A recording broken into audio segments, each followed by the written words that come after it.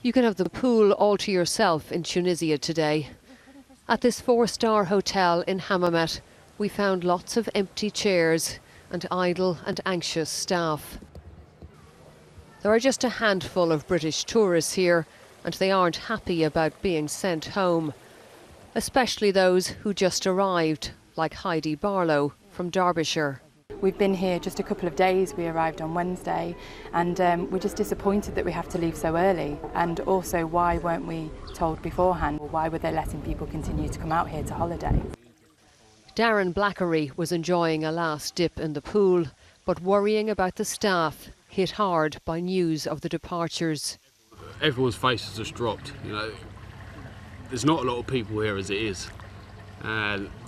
The way they look at it, they need the tourism. They're going to be out of a job. They've all got family support.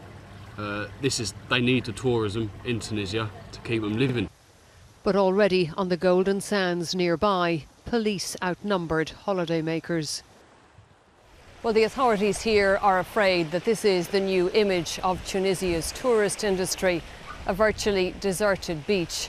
Tunisia's Prime Minister insists everything possible was done to protect British tourists, but he admits there were shortcomings with security and says there is still a threat.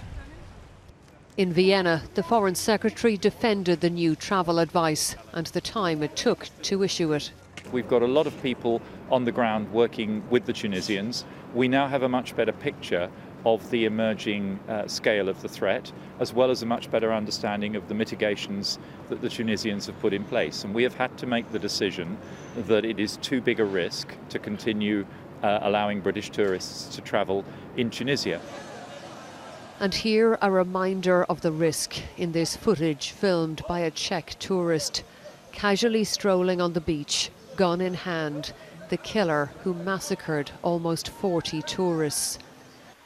2 weeks on, the British exodus is well underway, though plenty of holidaymakers said they didn't want to go and give in to terrorists. Some flights have already landed back in the UK, many coming home with concern and gratitude for the people of Tunisia.